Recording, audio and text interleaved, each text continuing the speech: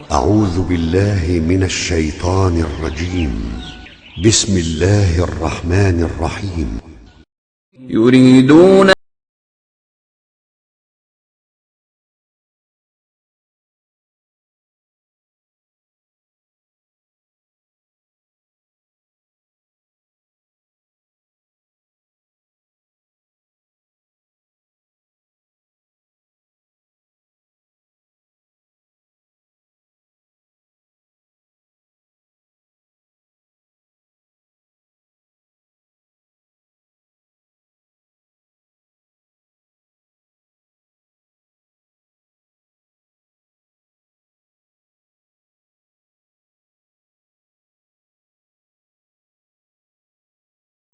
സന്മാർഗവും സത്യമതവും കൊണ്ട് എല്ലാ മതങ്ങൾക്കും മീതെ അതിനെ തെളിയിച്ചു കാണിക്കുവാൻ വേണ്ടി തന്റെ ദൂതനെ നിയോഗിച്ചവനാകുന്നു അവൻ.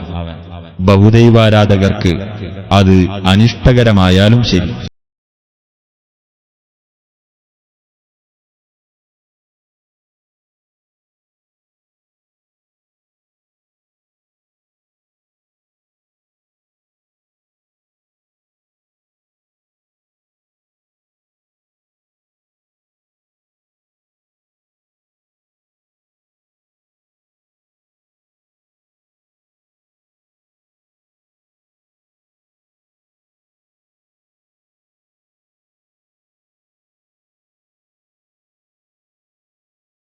السلام عليكم ورحمة الله. الحمد لله نحمده ونستعينه ونستغفره ونتوكل عليه ونعوذ بالله من شرور أنفسنا ومن سيئات أعمالنا. من يهده الله فلا مضل له ومن يضلل فلا هادي له. وأشهد أن لا إله إلا الله وحده لا شريك له وأشهد أن محمدا عبده ورسوله. اللهم صل على محمد وعلى آل محمد كما صليت على إبراهيم وعلى آل إبراهيم. اللهم بارك على محمد وعلى آل محمد كما باركت على إبراهيم وعلى آل إبراهيم إنك حميد مجيد. أما بعد فإن خير الكلام كلام الله وخير الهدي هدي محمد صلى الله عليه وسلم وشر الأمور محدثاتها وكل محدثة بدعة وكل بدعة ضلالة وكل ضلالة في النار. أعوذ بالله من الشيطان الرجيم. بسم الله الرحمن الرحيم. وهم يسترخون فيها ربنا أخرجنا نعمل صالحا غير الذي كنا نعمل أولن نعمركم ما يتذكر فيه من تذكر وجاءكم النذير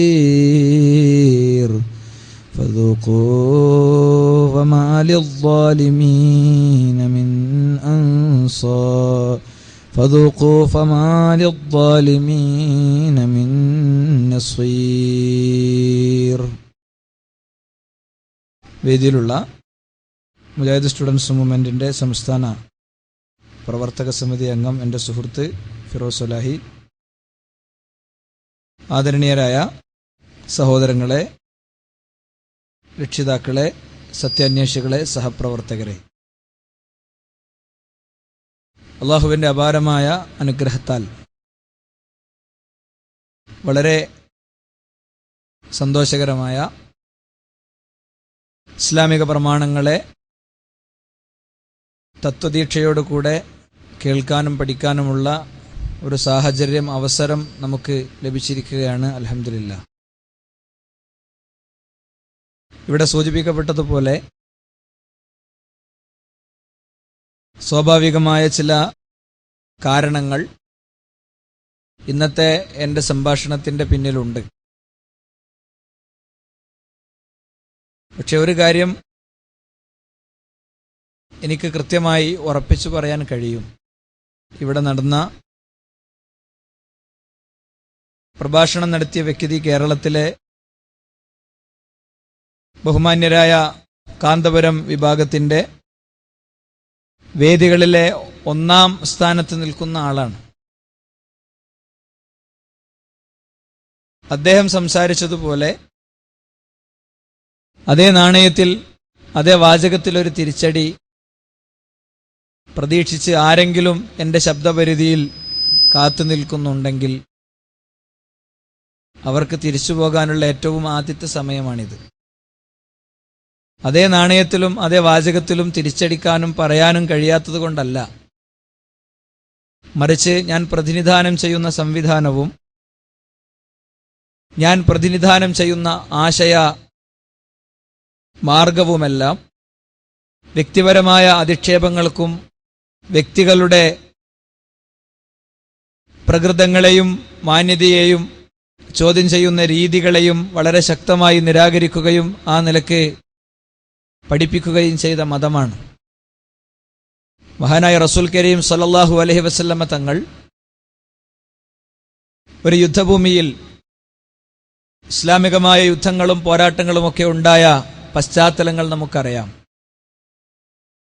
13 വർഷം തന്നെ വിശ്വസ്തനെന്നും സമൂഹത്തിലെ ഏറ്റവും ഉത്കൃഷ്ടനെന്നും വിശ്വസിച്ചിരുന്ന ഒരു ജനപദത്തിന്റെ ഇടയിൽ 13 വർഷം റസൂൽ സല്ലല്ലാഹു അലൈഹി വസല്ലമ തങ്ങൾ പ്രവർത്തിക്കുകയും ഒരു ഉറുമ്പിനെ പോലും, അല്ലെങ്കിൽ തന്റെ പ്രിയപ്പെട്ടവരെ കഴുത്തറുത്ത് കൊന്ന ആളുകളോട് അവരുടെ മുഖത്തു തോണ്ടി ഒരു വരി പോലും പറയാതെ ക്ഷമയുടെയും സഹനത്തിന്റെയും 13 വർഷങ്ങൾ കഴിഞ്ഞപ്പോൾ ഈ നാട്ടിലിനി നിൽക്കുക സാധ്യമല്ലെന്ന് തിരിച്ചറിഞ്ഞ ഘട്ടത്തിൽ റസൂൽ കരീം സല്ലല്ലാഹു അലൈഹി വസല്ലമ തങ്ങൾ മദീനയിലേക്ക് പോവുകയാണ്.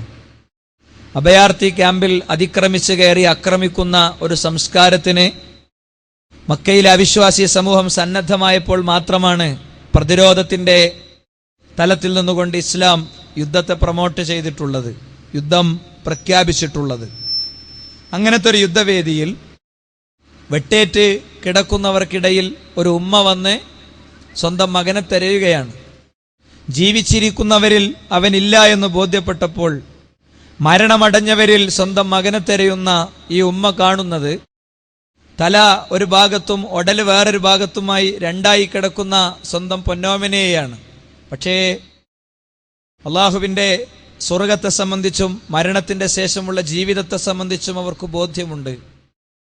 ലോകത്തെ കോടിക്കണക്കിന് മനുഷ്യരുടെ കൈവിരൽ അടയാളങ്ങളെ വ്യത്യസ്തമായി സൃഷ്ടിക്കുകയും പടക്കുകയും ചെയ്ത ദൈവം തമ്പുരാന് സെമിത്തേരികളിൽ അടക്കം ചെയ്യപ്പെട്ടവരെയും പുണ്യഗംഗാ തീർത്ഥങ്ങളിൽ വാരി വിതറപ്പെട്ടവരെയും പള്ളി അങ്കണങ്ങളിൽ മറവ് ചെയ്യപ്പെട്ടവരെയും തിരിച്ചു വിളിക്കുക അസാധ്യമല്ല, അത് സാധ്യമാണ് എന്ന മഹത്തായ മെസ്സേജ് ഉൾക്കൊണ്ടവരായിരുന്നു ആ സ്ത്രീ. പിതാവിന്റെയും മാതാവിന്റെയും ശാരീരിക ബന്ധങ്ങളിൽ നിന്ന് സ്രവിക്കപ്പെടുന്ന ഇന്ദ്രിയത്തുള്ളികളിൽ ഒളിച്ചിരുന്ന, അണ്ടകടങ്ങളിൽ ഒളിച്ചിരുന്ന മനുഷ്യനെ കണ്ണും കാതും കൈയും കാലും കിഡ്നിയുമുള്ള ഒരു പൂർണ്ണനായ മനുഷ്യനാക്കി ജനിപ്പിക്കുന്ന മഹാപ്രക്രിയ സൃഷ്ടിച്ച ദൈവത്തിന്, നേരത്തെയുള്ള പ്ലാനിങ്ങുകളും രൂപങ്ങളുമില്ലാതെ അവനെ സൃഷ്ടിച്ച ദൈവത്തിന് അവനെ തിരിച്ചു വിളിക്കുക പ്രയാസകരമല്ല എന്ന ഇസ്ലാമിന്റെ തത്വം അത് ഉൾക്കൊണ്ടവരായിരുന്നു അവർ. അതുകൊണ്ട് തന്നെ അവര് ആ തല ഇങ്ങനെ എടുത്ത് മടിയിൽ വെച്ചിട്ട് അവര് പറയാണ്, മോനെ സാരല്ല, അനീഹന്യ പുനയ്യ ബിൽ ജന്ന, ഉമ്മച്ചിന്റെ കുട്ടിക്ക് സ്വർഗമുണ്ടല്ലോ, എനിക്കത് മതി, നിനക്ക് സ്വർഗത്തിന്റെ കൺഗ്രാജുലേഷൻസ്, ആശംസകൾ ഞാൻ നേരുകയാണ് എന്ന് പറയുമ്പോ ആ സ്ത്രീ റസൂൽ സല്ലല്ലാഹു അലൈഹി വസല്ലം തങ്ങൾ ആ സ്വഹാബി വനിത ഇത് പറയണത് കേട്ട് അങ്ങോട്ട് വരികയാണ്. അവിടെ റസൂൽ സല്ലല്ലാഹു അലൈഹി വസല്ലം തങ്ങൾ ചോദിച്ചൊരു ചോദ്യമുണ്ട്, അല്ല നിങ്ങളെ മോന് ആവശ്യമില്ലാത്ത ഒന്നും അഥവാ അനാവശ്യമായി ഒന്നും സംസാരിച്ചിട്ടില്ല നിങ്ങൾക്ക് ഉറപ്പാണോ എന്ന് പറഞ്ഞാൽ, അനാവശ്യമായി അള്ളാഹുവിന് ഇഷ്ടപ്പെടാത്ത നിലക്ക് സംസാരങ്ങൾ നടത്തുന്ന ഒരാൾ രക്തസാക്ഷിയാണെങ്കിൽ പോലും ആ രക്തസാക്ഷിക്ക് പോലും അയാളുടെ സ്വർഗത്തിന്റെ കാര്യത്തിൽ സംശയിക്കണമെന്നാണ്. അങ്ങനെയാണെങ്കിൽ ഇസ്ലാമിക പ്രബോധന രംഗത്തും സംഘടനാ സ്റ്റണ്ടുകളുടെയും വൈര്യങ്ങളുടെയും തലങ്ങളിലുമൊക്കെ നമ്മളെല്ലാവരും സൂക്ഷിക്കേണ്ടതുണ്ട്, ശ്രദ്ധിക്കേണ്ടതുണ്ട് എന്നാണ് അദ്ദേഹത്തെക്കാൾ പ്രായത്തിലും വിജ്ഞാനത്തിലുമൊക്കെ ഒരു പക്ഷേ പിന്നിലായിരിക്കും സംസാരിക്കുന്ന ഞാൻ. എനിക്ക് അങ്ങനെ വലിയ അവകാശവാദങ്ങളൊന്നുമില്ല. പക്ഷേ അദ്ദേഹം പറഞ്ഞത് തെറ്റാണെന്നും അദ്ദേഹം പറഞ്ഞത് മതവിരുദ്ധമാണെന്നും അദ്ദേഹം പറഞ്ഞത് ഖുർആനിന്റെയും ഹദീസിന്റെയും അഹ്ലുസുന്നയുടെ ഉലമാക്കളുടെയും മാർഗത്തിന്റെ വിരുദ്ധമാണെന്നും പ്രാമാണികമായി തെളിയിക്കാൻ അള്ളാഹു തൗഫീഖ് നൽകിയിട്ടുണ്ട്. അവൻ ആ തൗഫീഖ് നിലനിർത്തി തരുമാറാകട്ടെ. ആ സത്യം കൃത്യമായി ബോധ്യപ്പെട്ടിട്ടുണ്ട്. അതുകൊണ്ട് എനിക്ക് അദ്ദേഹത്തെ വ്യക്തിപരമായി അധിക്ഷേപിച്ചും പരിഹസിച്ചൊന്നും വേണ്ട എന്റെ വിഷയം സമർത്ഥിക്കാൻ. എന്നാൽ അദ്ദേഹം ക്ലിപ്പിങ്ങുകളുടെ ഒരു പട തന്നെ കൊണ്ടുവന്ന് മുജാഹിദുകൾ, സലഫികൾ എന്തെല്ലാമോ വലിയ അബദ്ധത്തിലാണ് എന്ന് തെറ്റിദ്ധരിച്ചവരെ ക്ലിയർ ചെയ്യേണ്ടത് എന്റെ ബാധ്യതയാണ്. അതുകൊണ്ട് സാങ്കേതിക സംവിധാനം ഉപയോഗിച്ചുകൊണ്ട് ഞാനത് ചെയ്യുമ്പോൾ നിങ്ങൾ പ്രത്യേകം ശ്രദ്ധിക്കണം. ഞാൻ ആരും ചിരിപ്പിക്കാനും കളിയാക്കാനും വഷളാക്കാനൊന്നും വേണ്ടി ഒരു ക്ലിപ്പ് ഇടുന്നില്ല.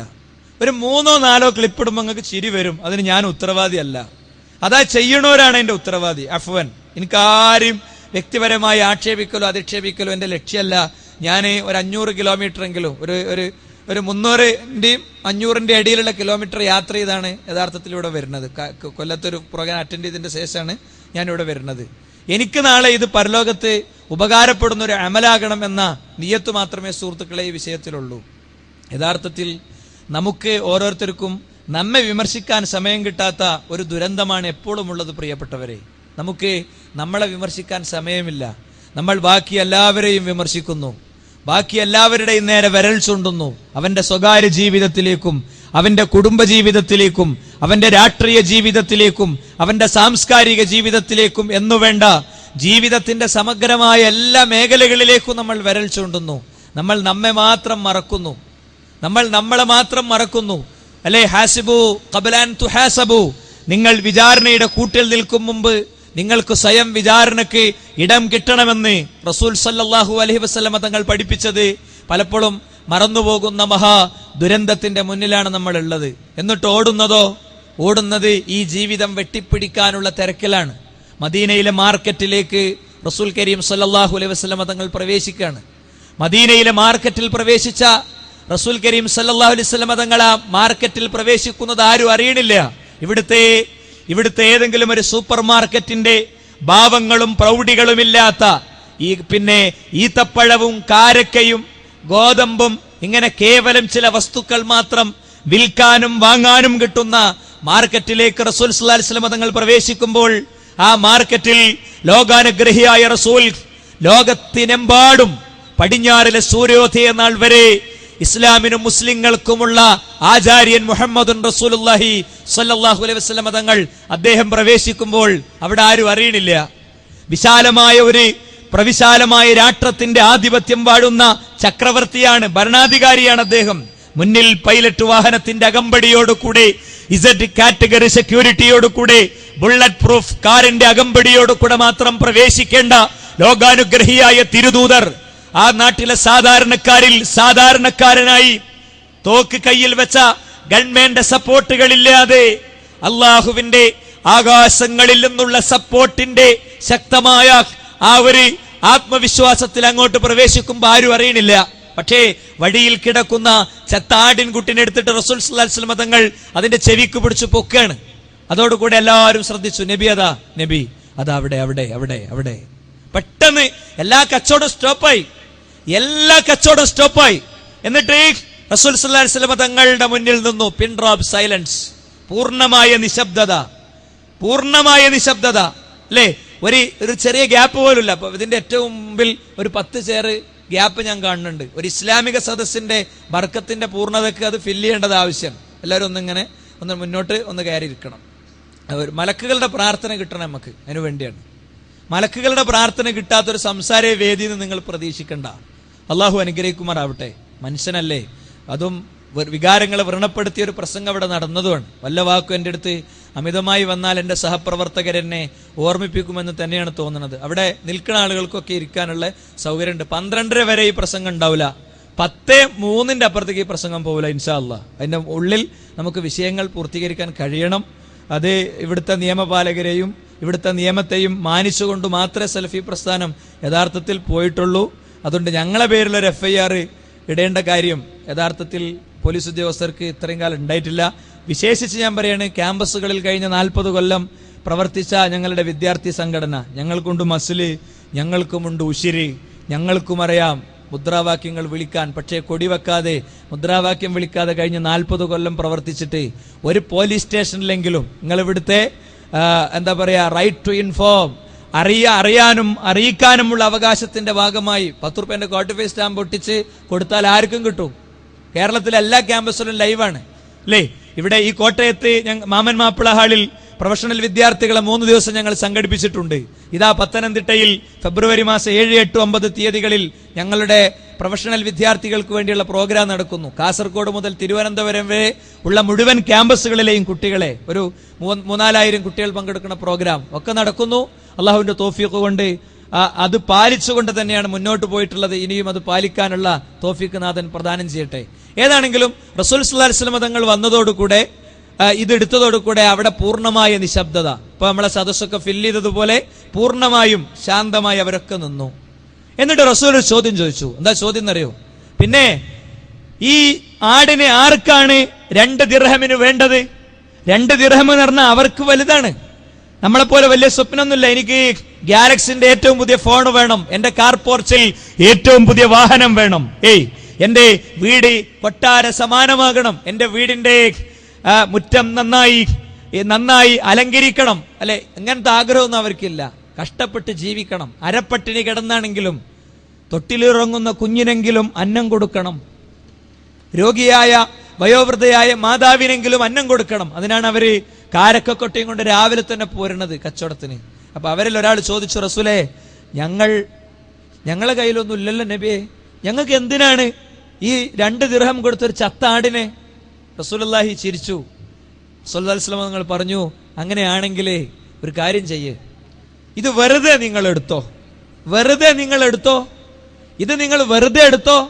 അപ്പോൾ സ്വഹാബികൾ പരസ്പരം നോക്കി, നബിയെ, ഒരു ചത്ത ആടിനെ ഞങ്ങൾക്ക് വെറുതെ കിട്ടിയിട്ട് എന്താണ് കാര്യം?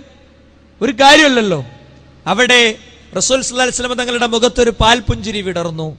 നബിയുനാ മുഹമ്മദിൻ സല്ലല്ലാഹു അലൈഹി വസല്ലം തങ്ങൾ, അല്ലേ? ഇപ്പത്തെ DPP സിസ്റ്റം അനുസരിച്ച് നിങ്ങൾക്ക് അറിയാം, അധ്യാപകരും ക്ലാസ്സിൽ പോകുമ്പോൾ ടീച്ചിങ് എയ്ഡ് വേണം, ഒരു ചാർട്ട് വേണം, അല്ലെങ്കിൽ ഒരു കഥ വേണം, എന്തെങ്കിലുമൊക്കെ വേണം. റസൂലുള്ള ടീച്ചിങ് എയ്ഡ് ഉപയോഗിച്ചതാണ്. ആർക്ക്? മദീനയിലെ മാർക്കറ്റിലെ തടിച്ചുകൂടിയ 10-100 ആൾക്കല്ല, ലോകത്തെ സർവ്വമതസ്ഥർക്കും ലോകത്തെ സർവ്വ മനുഷ്യർക്കും ലോകത്തെ സർവമാന ജനങ്ങൾക്കുമുള്ള മെസ്സേജ് അല്ലാഹുവിന്റെ റസൂൽ പറഞ്ഞു. എങ്കിൽ നിങ്ങൾ കടിപിടി കൂടുന്ന, പലിശ വാങ്ങുന്ന, കൈക്കൂലി വാങ്ങുന്ന, വള്ളി വെക്കുന്ന, ചതിക്കുന്ന, വഞ്ചിക്കുന്ന, എന്നിട്ട് നേടുന്ന ദുനിയാവില്ലേ, ആ ദുനിയാവ് ഈ ചത്ത ആടിനേക്കാളും നിസ്സാരമാണ് എന്ന് പറഞ്ഞ അതിന്റെ അർത്ഥം എന്താ? ഒരു സൂഫിയായി ഒരു ജപമാലയും പിടിച്ച് ഒരു ഗുഹക്കുള്ളിൽ ഒളിച്ചിരിക്കണമെന്നാണോ? താൻ കല്യാണം കഴിച്ച പെണ്ണിന്റെ വികാരങ്ങളെയും വിചാരങ്ങളെയും അടക്കാനും ഒതുക്കാനും അവളുടെ ശരീരത്തിന്റെ ഒന്നു ചേർന്ന് ഉറങ്ങണ്ട എന്നാണോ? മക്കൾ വേണ്ട എന്നാണോ? സമൂഹത്തിലെ നീറുന്ന പ്രശ്നങ്ങളിൽ ഇടപെടണ്ട എന്നാണോ? തൊട്ടപ്പുറത്തെ കിഡ്നി രോഗിയായ സഹോദരന്റെ ട്രീറ്റ്മെന്റിന് വേണ്ട ക്യാഷ് കളക്ട് ചെയ്യാൻ നാട്ടിൽ പാട്ടപ്പിരിവിന് ഇറങ്ങണ്ട എന്നാണോ? ഇവിടുത്തെ സാമൂഹിക പ്രശ്നങ്ങളിൽ ഇടപെടണ്ട എന്നാണോ? ഇവിടുത്തെ കുടിവെള്ളത്തിന്റെ കാര്യത്തിൽ സംസാരിക്കണ്ട എന്നാണോ? അല്ല, ഒരിക്കലും അല്ല. അല്ലേ? ഇന്ന് റിപ്പബ്ലിക് ഡേ ആണ്, 26th ആണ്. ബ്രിട്ടീഷുകാരന്റെ ബൂട്ട്സിന്റെ താഴെ കിടന്ന് അമർന്ന ഇന്ത്യയിലെ നമ്മുടെ മുൻഗാമികളുടെ രോദനങ്ങളിൽ നിന്ന് സ്വാതന്ത്ര്യത്തിന്റെ ഉന്നത വിധാനങ്ങളിലേക്ക് യാത്ര നടത്തിയ ഓർമ്മകളിൽ നിന്നുകൊണ്ട് തന്നെ എനിക്ക് പറയാൻ സാധിക്കും, റസൂലുള്ളാഹി അത് ഉദ്ദേശിച്ചിട്ടില്ല. കാരണം പ്രവാചകൻ സല്ലല്ലാഹു അലൈഹി വസല്ലം തങ്ങൾ ആത്മീയ നേതാവായിരിക്കെ തന്റെ ഭാര്യമാർക്ക് വിറക് വെട്ടിക്കൊടുത്ത, അതേപോലെ തന്നെ സ്വന്തം ഭാര്യമാർക്ക് വെള്ളം കോരിക്കൊടുത്ത, വിറകിങ്ങനെ കഷ്ണാക്കിയിട്ട് തോളിൽ വെച്ചിട്ട് മോളെ ഇത് ഞാൻ ഇവിടെ ഇടുന്നുണ്ട് എന്ന് പറഞ്ഞ അത്ര താഴ്മ കാണിച്ച റസൂലുള്ളാഹി.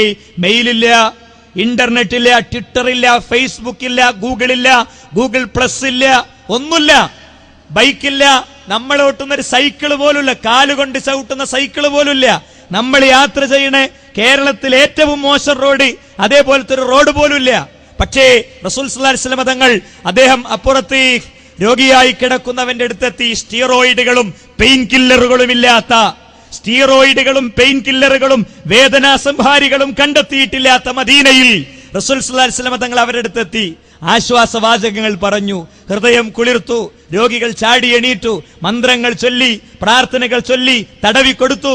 അല്ലേ, എല്ലാറ്റിലും പ്രവാചക തിരുമേനി ഇടപെട്ടു. സ്വന്തം പേരക്കുട്ടിന്റെ കൂടെ ആനക്കളി കളിച്ചു. മുസൈക്ക് ഇട്ടിട്ടില്ല, ടൈൽസ് ഇല്ല, പക്ഷേ മണലിൽ മുട്ടുകുത്തി ഹസൈനെയും ഹുസൈനെയും തോളിലിരുത്തി റസൂലുള്ളാഹി സ്വല്ലല്ലാഹു അലൈഹി വസല്ലം തങ്ങൾ കളിച്ചു. അപ്പൊ ഈ റസൂലുള്ള ഒരിക്കലും ദുനിയാവ് അവഗണിക്കണം എന്ന് പറയില്ല. പക്ഷേ പ്രവാചകൻ പറഞ്ഞതിന്റെ അർത്ഥം എന്താ? ദുനിയാവിനൊരു വരടാനുണ്ട് സുഹൃത്തുക്കളെ, ആ വര നമ്മൾ ഇടണം. ആ വര നമ്മൾ ഇട്ടാൽ നമ്മളെ കാഴ്ചപ്പാടുകളൊക്കെ മാറും. പ്രിയപ്പെട്ടവരെ, കാഴ്ചപ്പാടുകളൊക്കെ മാറും. അറിയാതെ നമ്മൾ വിഷയങ്ങൾ പഠിക്കേണ്ടി വരും. നിങ്ങൾ ആലോചിച്ച് നോക്ക്, ഈരാറ്റുപേട്ടയിലെ ഈ മാർക്കറ്റിൽ പോയി 1 കിലോ മത്തി വാങ്ങുമ്പോ 40 റുപ്യ വില. മത്തിന്റെ വില ഇപ്പൊ 50. അതുകൊണ്ട് ശരിക്കും നോക്കിയിട്ട് തന്നെ വാങ്ങുള്ളൂ. അല്ലെ, പൊട്ടിയതുണ്ടോ, ചീഞ്ഞതുണ്ടോ, കെട്ടതുണ്ടോ, പുഴുത്തതുണ്ടോ എന്നൊക്കെ നോക്കും. 1 കിലോ ആപ്പിൾ വാങ്ങുമ്പോ ഈ ആപ്പിൾ ഒരു MRI സ്കാൻ നടത്തിയിട്ട് കിട്ടുകയാണെങ്കിൽ നന്നായിരുന്നു എന്നുള്ളിടത്താണ് നമ്മള്. എന്താ, അതിന്റെ ഉള്ളിലുള്ളത് എന്താന്ന് അറിയില്ലല്ലോ.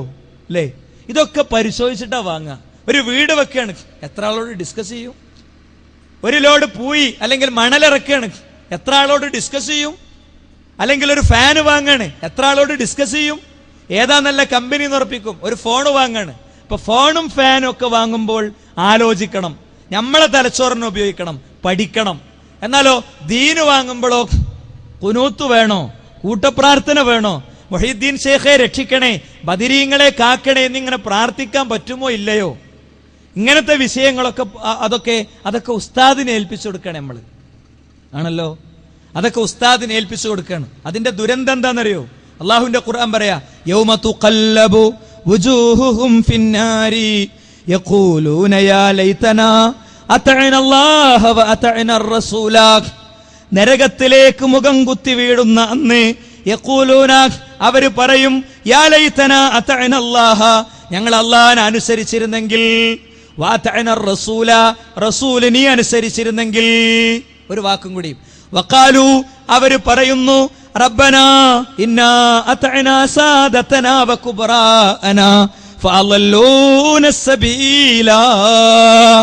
ഞങ്ങളെ നേതാക്കന്മാരെയും മേലാളന്മാരെയും അനുസരിക്കാതിരുന്നുവെങ്കിൽ. ഒരു വാക്കും കൂടിയും, റബ്ബനാ ആതിഹിം ലഅഫൈനി മിനൽ അദാബ്. ഞങ്ങൾ തക്ബീർ ധ്വനികൾ മുഴക്കി സ്വീകരിച്ച നേതാക്കന്മാരില്ലേ, അവിടെ കാണുമ്പോഴേക്ക് ഇവിടെ മുണ്ട് മടക്കി മുണ്ട് താഴ്ത്തിയിട്ട് ആദരിച്ച നേതാക്കന്മാരില്ലേ, അവർക്ക് നീ ഇരട്ടിക്കരട്ടി ശിക്ഷ കൊടുക്ക്. വലഅനഹും ലഅനൻ കബീറ, അവരെ നീ ശക്തമായി ശപിക്കുകയും ചെയ്യണേ റബ്ബേ. എന്റെ സംസാരത്തിന് ഒരൊറ്റ ലക്ഷ്യമുള്ളൂ, ഈ സംസാരം കേൾക്കുന്ന ആരും നാളെ ഈ വാക്ക് പറയണവരാകരുത്. ഈ സംസാരം കേൾക്കുന്ന ആരും ഈ വാക്ക് പറയുന്നവരാകരുത് സുഹൃത്തുക്കളെ. മാത്രല്ല ഖുർആൻ തന്നെ പറയാണ്, ഖുർആൻ സൂറത്തുൽ മുൽക്ക്, തകാദു തമയ്യസു മിനൽ ഗൈൽ കുല്ലമാ ഉൽഖിയ ഫീഹാ ഫൗജുൻ സഅലഹും ഖസനതുഹാ അലം യഅതികും നദീർ. നരകത്തിലേക്ക് മുഖം കുത്തി വീഴുന്ന അന്ന് നരകത്തിന്റെ കാവൽക്കാരവരോട് ചോദിക്കുന്നു. ഒരൊറ്റ കാവൽക്കാരന്റെ ശക്തി ഭൂമിയിലെ മുഴുവൻ മനുഷ്യരെയും തള്ളിത്താഴയിടാനും പരാജയപ്പെടുത്താനും തകർക്കാനും പറ്റിയ ശക്തിയുള്ള ആ മലക്കുകൾ, അവരുടെ എണ്ണം 19 ആ 19 മലക്കുകൾ ഇവരോട് ചോദിക്കുന്നു, അലം യഅതികും നദീർ, മനുഷ്യരെ നിങ്ങൾക്ക് മുന്നറിയിപ്പുകാര് വന്നിട്ടില്ലേ? ആ പുഴയോരത്തെ ശാന്തമായ സദസ്സ് കേട്ടിട്ടില്ലേ? കരള് പറിച്ച് നിങ്ങളെ കാണിക്കാൻ പറ്റുമെങ്കിൽ എന്റെ ഉദ്ദേശം ഇന്നതാണെന്ന് കരള് പറിച്ച് നിങ്ങളെ കാണിക്കാൻ ആഗ്രഹിച്ച പ്രബോധകന്മാരുടെ വിളി നിങ്ങൾ കേട്ടിട്ടില്ലേ? നിങ്ങൾക്കതിന് അവസരം കിട്ടിയിട്ടില്ലേ? എന്താ ഉത്തരം? ഖാലു, അവര് പറയുന്നു, ബലാ, അതേ, ഞങ്ങൾക്ക് അങ്ങനെ അവസരം കിട്ടിയിട്ടുണ്ട്. ഫകദ്ദബ്നാ, ഞങ്ങൾ അവരെ കളവാക്കി. ഓരെ ഞങ്ങൾ അതേ ഒരു ഫ്രെയിമിന്റെ ഉള്ളിൽ നിർത്തി, പണ്ടക്കും പണ്ടേ കേട്ടുപോകുന്നതിന്റെ അടിസ്ഥാനത്തിൽ തള്ളി. വഖുൽനാ, ഞങ്ങൾ പറഞ്ഞു, മാ നസ്സലല്ലാഹു മിൻ ശൈ, അല്ലാഹ് ഞങ്ങളെ നന്നാക്കാൻ നിങ്ങൾ വഴി ഞങ്ങൾക്കൊന്നും തന്നിട്ടില്ല അല്ലേ? എന്നിട്ട് അവര് പറയാണ്, ലൗ കുന്നാ നസ്മഉ ഔ നഅഖിലു മാ കുന്നാ ഫീ അസ്ഹാബിസ് സഈർ. സൂറത്തു മുൽക്ക് 67-ാമത്തെ അധ്യായം. ഈ സൂറത്തിന് ഒരു പ്രത്യേകതയും കൂടി ഉണ്ട്. ആകെ 30 ആയത്ത് അതിലുള്ളത്.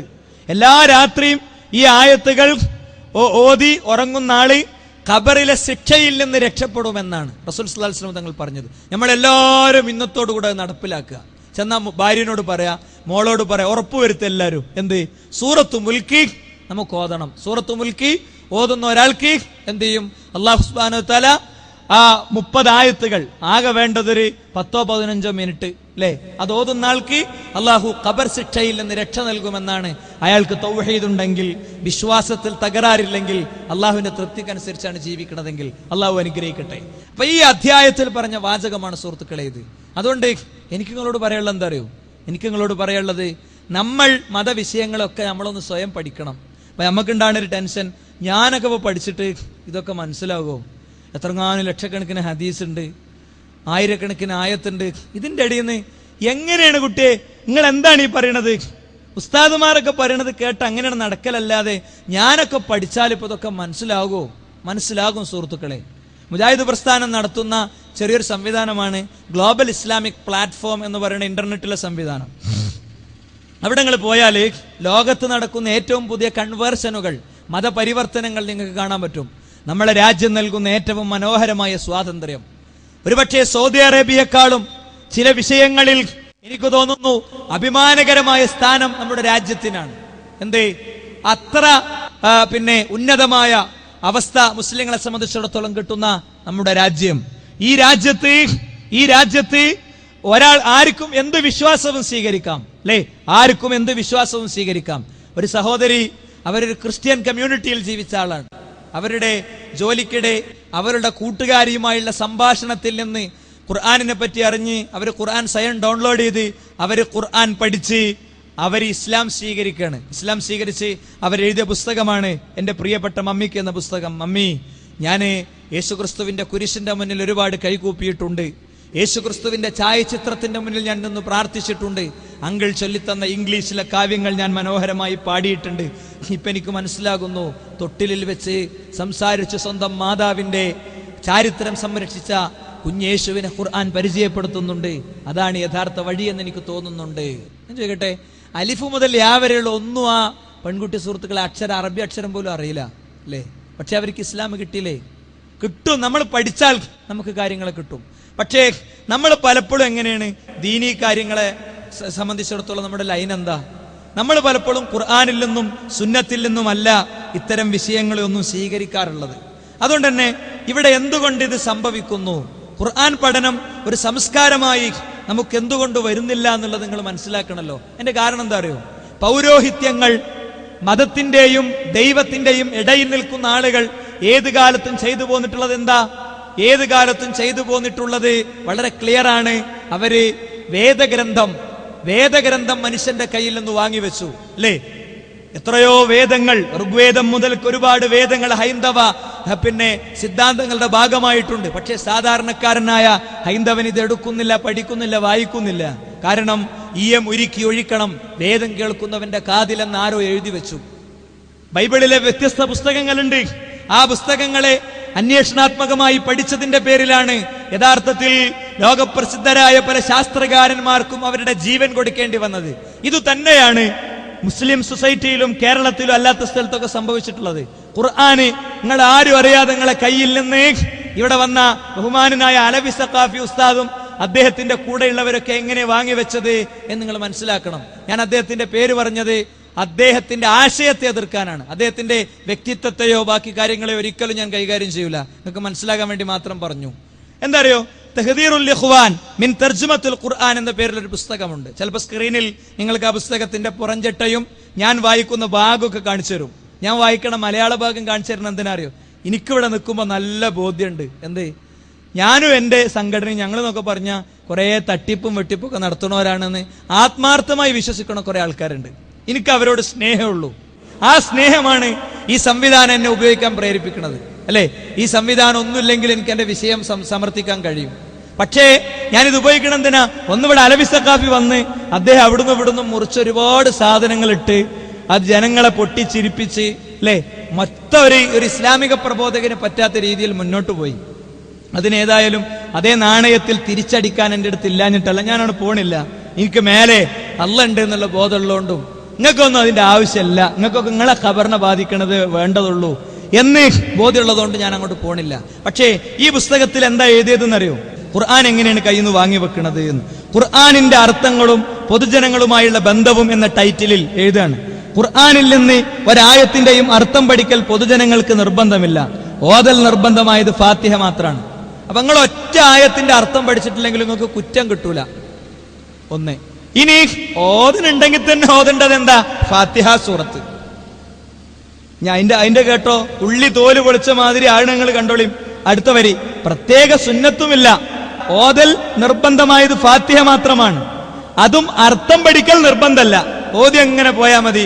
അൽഹംദുലില്ലാഹി റബ്ബിൽ ആലമീൻ അർറഹ്മാൻ റഹീം എന്നുള്ളതിന്റെ ഒന്നും അർത്ഥം ഈരാറ്റുപേട്ടുള്ള ഒരാൾക്ക് അറിയില്ലെങ്കിൽ അയാൾക്ക് ഒരു കുറ്റം കിട്ടൂല. ഇനി വല്ലോനും പഠിച്ചാലോ പ്രത്യേക സുന്നത്തുമില്ല.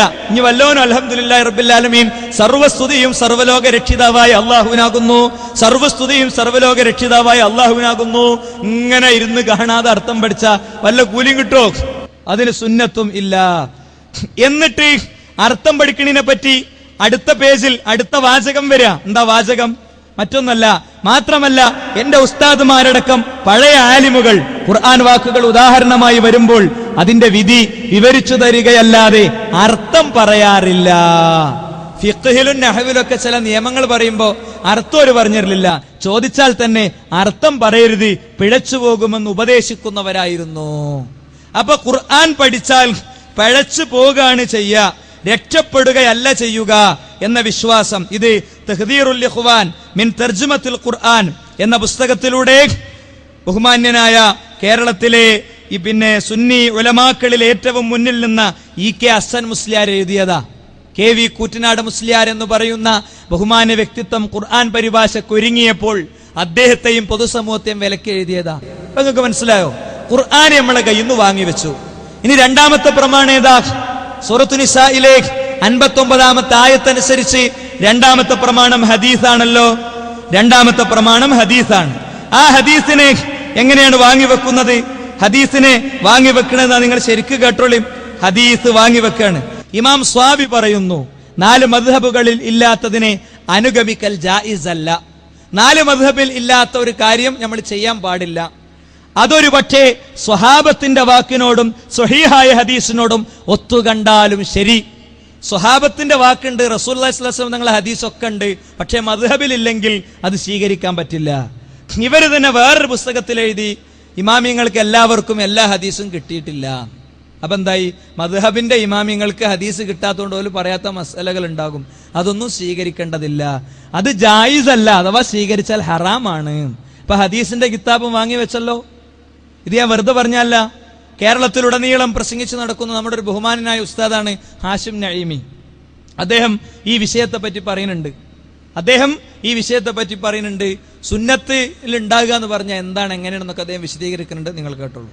ഒരു കാര്യം ഇസ്ലാമിൽ പ്രമാണമുണ്ടാകണമെങ്കിൽ, രേഖയാകണമെങ്കിൽ, സമ്മതിക്കണമെങ്കിൽ നബി സല്ലല്ലാഹു അലൈഹി വസല്ലം തങ്ങൾ പ്രവർത്തിച്ചു കൊള്ളണം എന്ന് നിർബന്ധമില്ല. നമ്മൾ ശരിക്കും മനസ്സിലാക്കേണ്ട ഒരു വിഷയമാണ്. നബി തങ്ങൾ ചെയ്തോന്ന് ചോദിച്ചു വരുമ്പോൾ ചാടി ബഹളം ഉണ്ടാക്കാൻ നിൽക്കണ്ട. ഒരു കാര്യം നബി തങ്ങൾ ചെയ്താലേ ഇസ്ലാമാകൂന്നില്ല, ഒരു കാര്യം സ്വഹാബികൾ ചെയ്താലേ ഇസ്ലാമാകൂ എന്നില്ല, ഒരു കാര്യം ഹദീസിൽ ഉണ്ടെങ്കിലേ ഇസ്ലാമാകൂ എന്നില്ല. മാ ഖാമ അലൈഹി ദലീലുൻ ശർഇയ്യുൻ, ഒരു വിഷയത്തിന് ഇസ്ലാം പ്രാമാണികമായി പിന്തുണ നൽകണമെന്നേ ഉള്ളൂ, അല്ലാതെ നബിതങ്ങൾ ചെയ്തതേ ചെയ്യാവൂ എന്നില്ല. നബി സല്ലല്ലാഹു അലൈഹി വസല്ലം തങ്ങൾ പറഞ്ഞതേ ചെയ്തുകൂടൂ എന്നില്ല. അടിസ്ഥാനപരമായി ഇസ്ലാമിൽ അംഗീകാരമുണ്ടാകണം. ഉദാഹരണം പറഞ്ഞാലോ, നബി സല്ലല്ലാഹു അലൈഹി വസല്ലം തങ്ങളുടെ കാലത്ത് LCD ഇല്ല, നബി തങ്ങളുടെ കാലത്ത് കമ്പ്യൂട്ടർ ഇല്ല, നബി തങ്ങളുടെ കാലത്ത് മോണിറ്റർ ഇല്ല. ഈ സാധനങ്ങളൊക്കെ പുതുതായി വന്നപ്പോ ഇത് ഇസ്ലാമിക പ്രബോധനത്തിന് വിനിയോഗിക്കുന്നതിൽ നബി തങ്ങൾ ചെയ്തിട്ടുണ്ടോ എന്ന ചോദ്യത്തിന് പ്രസക്തിയില്ല. സ്വഹാബികൾ ചെയ്തിട്ടുണ്ടോ എന്ന ചോദ്യത്തിന് പ്രസക്തിയില്ല. ഇമാമുകൾ ചെയ്തിട്ടുണ്ടോ എന്നതിന് പ്രസക്തിയില്ല. അപ്പൊ ഇത് ഇസ്ലാമല്ലേ? ഇത് ഇസ്ലാമല്ലെങ്കിൽ ഇവിടെ മുജാഹിദുകൾ ഇസ്ലാമല്ലാത്തത് ചെയ്യുന്നില്ലേ? നല്ല ചോദ്യാണ്. എന്താ റസൂൽ സല്ലല്ലാഹു അലൈഹി വസല്ലം തങ്ങൾ പറയണ്ട ശറഇൽ മാ ഖാമ അലൈഹി ശറഊന അല്ലേ? യഥാർത്ഥത്തിൽ ഇവിടെ അലവി സഖാഫിയും ഞാനും തമ്മിലല്ലല്ലോ ഗണ്ണന പരമ്പര നടക്കാൻ പോകുന്നത്. ഇവിടുത്തെ വിഷയങ്ങളെ ഗൗരവതലത്തിൽ കൈകാര്യം ചെയ്യുന്ന ദക്ഷിണയുടെ ഉലമാക്കൾ അവര് നബിദിനവുമായി ബന്ധപ്പെട്ട വിയോജിപ്പ് രേഖപ്പെടുത്തിയിട്ടുണ്ടല്ലോ. എന്റെ സംസാരം കേൾക്കുന്ന പരിധിയിൽ കിതാബ് ഓതിയ ഉലമാക്കളുണ്ടല്ലോ, അവര് പറയട്ടെ മാ ഖാമ അലൈഹി ശറഉ എന്നത് എപ്പോഴാണ് ഉണ്ടാകുക? റസൂൽ സല്ലല്ലാഹു അലൈഹി വസല്ലം തങ്ങൾ പറയുമ്പോ ഖുർആനിൽ വരുമ്പോ എന്താ ശറഉ എന്ന് പറഞ്ഞ? ശറഉ എന്ന് പറഞ്ഞ